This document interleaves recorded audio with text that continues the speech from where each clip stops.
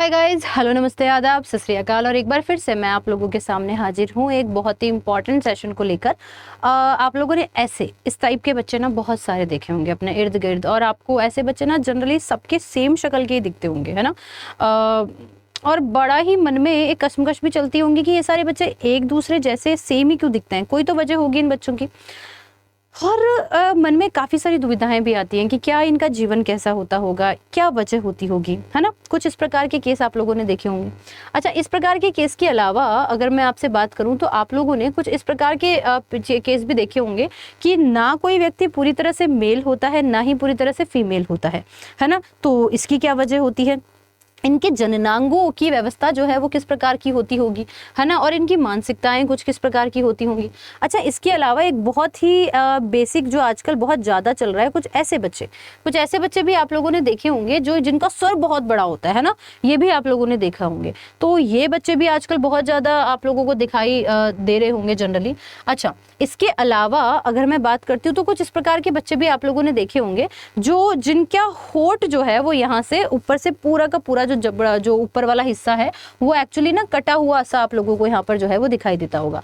कुछ इस प्रकार के बच्चे भी देखने में बड़े ही आपको अजीब भी लग रहा होगा, लेकिन आप लोगों को इन सब चीज़ों की के पीछे की वजह ज़रूर से पता होनी चाहिए कि आखिरकार इनके पीछे की वजह क्या है और ये किस प्रकार के, क्या ये रोग हैं या फिर ये कुछ और चीज़ है, ये है क्या चीज़, है ना। इन्हें हम जेनेटिक डिसऑर्डर्स के नाम से भी जानते हैं। कुछ जेनेटिक सिंड्रोम्स होते हैं और कुछ मनुष्य के द्वारा ही उत्पन्न किए गई म्यूटेशंस होते हैं। चलो इन सब चीज़ों के बारे में बात करते हैं और शुरुआत करते हैं कहानी की।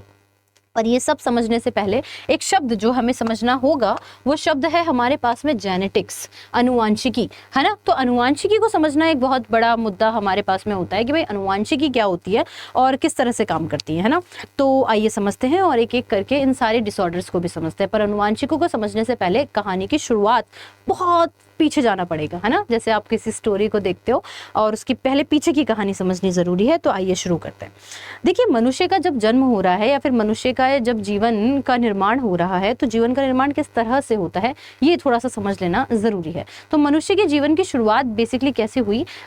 मनुष्य सबसे पहले अगर मैं बात करती हूँ सेल बॉडी की, ह्यूमन बॉडी की, तो बॉडी को अगर आप तोड़ोगे तो वो बॉडी सिस्टम में डिस्ट्रीब्यूट हो जाएंगी, जैसे कि digestive system, excretory system, respiratory system, reproductive system और बाकी सारे सिस्टम।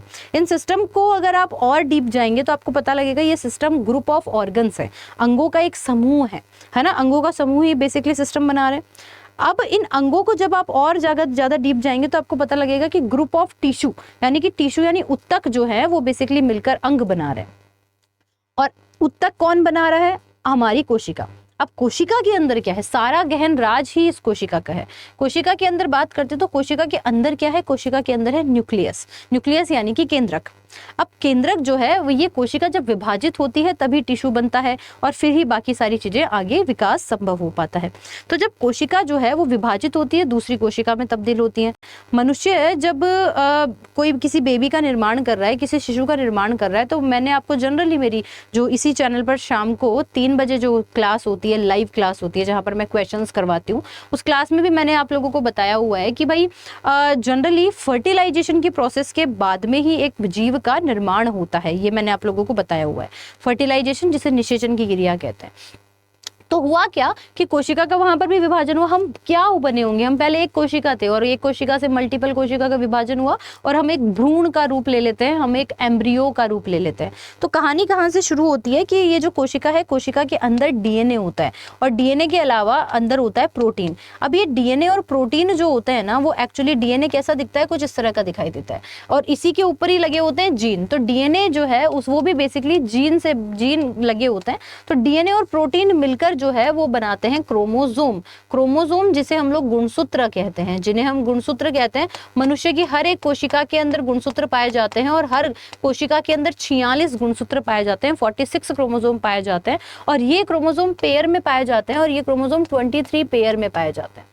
पर मनुष्य के पास में 2 ऐसी चीजें हैं जहां पर ये गुणसूत्र जो है वो बेसिकली क्या होते हैं, ये 2 गुणसूत्र जो है वो कम होते हैं। यानी कि अगर मैं बात करती हूँ 2 गुणसूत्रों की, यानी कि एक तो होती है फीमेल की बॉडी के अंदर एग यानी अंड कोशिका, जहां पर 23 क्रोमोसोम ही मिलेंगे। और स्पर्म बॉडी अगर मेल की बात करती हूँ तो स्पर्म होता है और स्पर्म के अंदर भी आप लोगों को 23 क्रोमोसोम ही देखने को मिलते हैं। ये बात भी आप लोगों को ध्यान रखनी है। तो स्पर्म यानी कि शुक्राणु और अंडाणु के अंदर 23 क्रोमोसोम होते हैं। सोचिए कि कितना मैं कहूँ कि कितना सोचनीय वाली बात है कि बाकी सारी कोशिका के अंदर 46 गुणसूत्र हैं, लेकिन 2 ही ऐसी कोशिकाएं बनाई गई, फीमेल की बॉडी में एक और एक मेल की बॉडी में, इनके पास ये 23 गुणसूत्र हैं।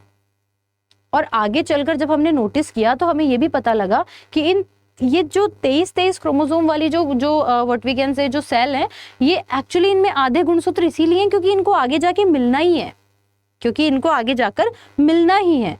और मिलना कैसे है, जैसे कि भाई ये अंड कोशिका है और जब एग कोशिका का स्पर्म कोशिका के साथ में जब ये मिलते हैं तो बेसिकली 46 क्रोमोसोम बनाते हैं। यानी कि ये आधे क्रोमोसोम इसीलिए बनाए गए इनके अंदर क्योंकि इनका मेन काम ही है कि इनको मिलना है, इनको मिलकर एक कोशिका बनानी है और उसको हम लोग जायगोट कहते हैं। और ये जब मिलते हैं उस प्रोसेस को हम लोग जो है वो बेसिकली क्या कहते हैं, फर्टिलाइजेशन के नाम से जानते हैं, यानी कि मैं कहूंगी कि निषेचन की क्रिया के नाम से जानते हैं।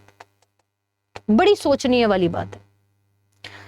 और यही वो जायगोट है जिससे आगे चलकर एक एम्ब्रियो का निर्माण होता है। अब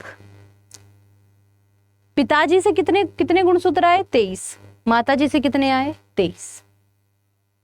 इतना तो कंफर्म हुआ। तो ये जो पिताजी लोग कहते हैं, जब तुम गड़बड़ कर देते हो, मम्मी को कहते हैं तुम्हारा बच्चा बिगड़ गया, तो उनको कहना ना ना ना ना, पूरा आधा आधा है ना, आधे गुण आपके आधे गुण माताजी के हैं, कोई पार्शलिटी नहीं की है इस ईश्वर ने, है ना।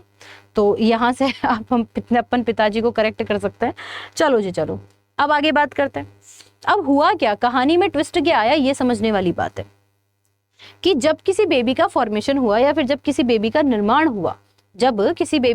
हुआ, तो ऐसा हम कह रहे हैं ना कि भाई 23 क्रोमोसोम इधर से आ रहे हैं, 23 क्रोमोसोम इधर से आ रहे हैं, 46 गुणसूत्र हमने बनाए और 46 गुणसूत्र बनाए, पेयर में बनाए, ये 23 पेयर में बन गए।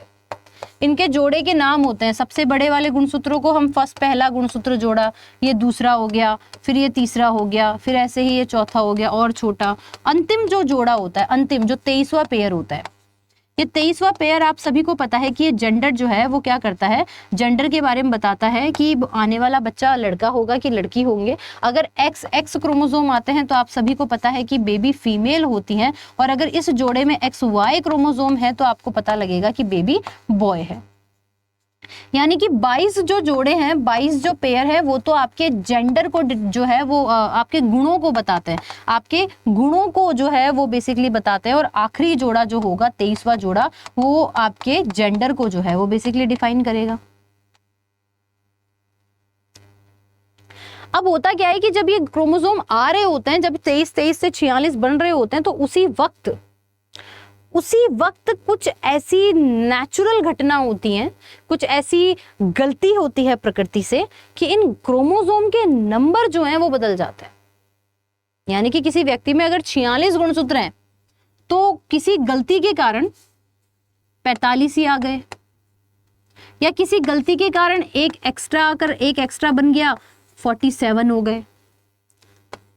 अब एक स्वस्थ मनुष्य के पास 46 क्रोमोसोम होते हैं, लेकिन अगर ये गलतियां हो गई, ये कुछ मिस्टेक्स हो गई, तो 45 और 46 ही रह जाते हैं।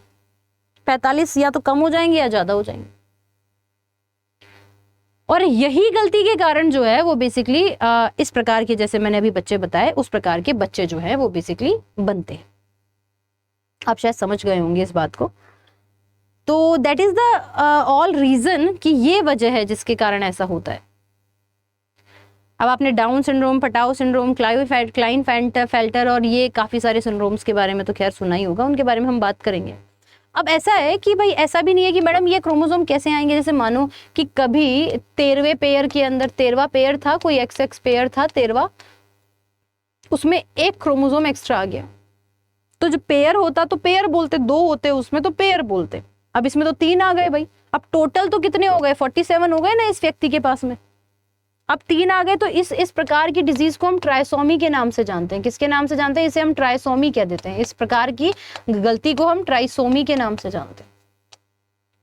कभी ऐसा हो जाए कि भाई जो अपने सेक्स क्रोमोसोम थे, जो 23वां पेयर था, मानो कि लड़का बन रहा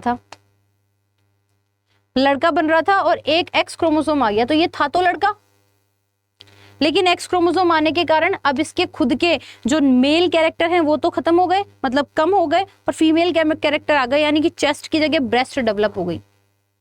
अब सोचने की बात यह है कि मजाक की बात नहीं है, ये यकीनन मजाक की बात नहीं है।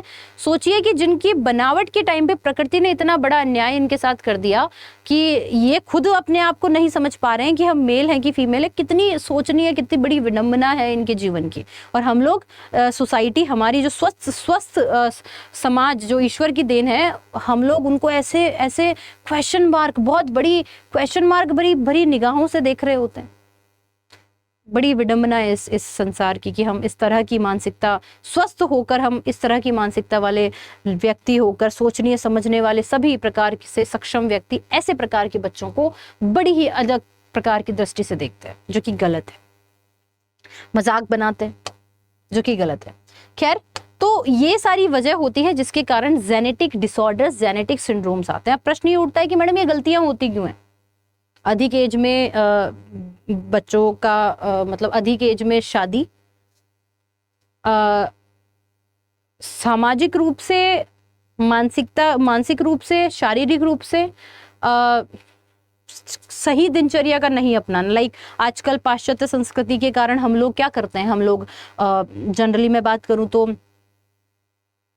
मादक पदार्थों का सेवन कर रहे हैं, महिलाएं सिगरेट पी रही हैं, शराब पी रही हैं, जेंट्स ऐसा कर रहे हैं, तो उनके एक्स क्रोमोसोम के अंदर इनबैलेंस आ गया है ना। सोसाइटी में इतना रेडिएशंस है, ठीक है, खान पान उचित नहीं है, दिनचर्या अच्छी नहीं है, स्वस्थ नहीं है। तो ये बहुत सारे ऐसे फैक्टर हैं जो पहले के ज़माने में इतने सिंड्रोम्स कहाँ हमें दिखाई देते थे, आजकल देखो हर जगह। वजह यही है, environment change, mentality change, society change, that's all things. उम्मीद करती हूँ कि आपको वजह समझ में आई होगी कि अनुवांशिक विकारों के पीछे की वजह क्या है। अगर आप इसका पार्ट 2 चाहते हैं, ऑफलाइन कमेंट कीजिए। कोई और नया टॉपिक चाहते हैं, ऑफलाइन कमेंट कीजिए। लेकिन एक और चीज़ जो नहीं भूलने वाली है वो ये है कि भाई ये इसके आगे का डेफिनेटली मैं पार्ट 2 बनाऊंगी, यकीनन मैं बनाऊंगी। लेकिन आप एक चीज़ नोटिस करेंगे कि अपनी हर क्लास की पीपीटी के ऊपर अपना कोड लिखा होता है Y698। अगर आप मुझसे इसी तरीके से बहुत बेहतरीन तरीके से सेशन पढ़ना चाहते हैं तो आप अड्डा 24/7 का मोबाइल एप्लीकेशन, इसी क्लास के डिस्क्रिप्शन में लिंक दिया हुआ है, डाउनलोड एप्लीकेशन लिंक, उसको क्लिक कर लीजिए। SSC वाले सेगमेंट में जाकर आप अभी बहुत अच्छा डिस्काउंट चल रहा है, आप महापैक्स ले सकते हैं। प्राइस ड्रॉप हो चुकी है काफ़ी सारे बैचेस की। टेस्ट सीरीजेज हैं हमारे पास में, CGL, CHSL, MTS की, आप टेस्ट सीरीजेज भी ले सकते हैं। और महापैक की तो खासियत ये है कि 1 साल का महापैक अभी तुम्हें 3 साल के लिए मिल रहा है ना। तो बहुत अच्छा ऑफर है। इन महापैक्स में तुम लोग एनरोल कर सकते हो Y698 कोड लगाकर, और 80 नहीं 81% डिस्काउंट के साथ तुम्हें ये मिल जाएगा 3 साल की वैलिडिटी के लिए। तो that is the all things, ये मेरा कोड है। और फिर भी कोई बैच संबंधित समस्या है, ऑफलाइन कॉमेंट कर दीजिएगा। तब तक के लिए मुझे दीजिए इजाजत। क्लास कैसी लग रही है, समझ आ रही है कि नहीं आ रही है, साइंस से डर खत्म हो रहा है कि नहीं हो रहा, ये जरूर बता दीजिएगा। चैनल सब्सक्राइब कर लेना। और मेरा लाइव सेशन भी होता है हर दिन SSC अड्डा 24/7 पर 3 बजे, तो 3 बजे जुड़ जाइए क्वेश्चंस के समावेश के साथ। तब तक के लिए मुझे दीजिए इजाजत। धन्यवाद।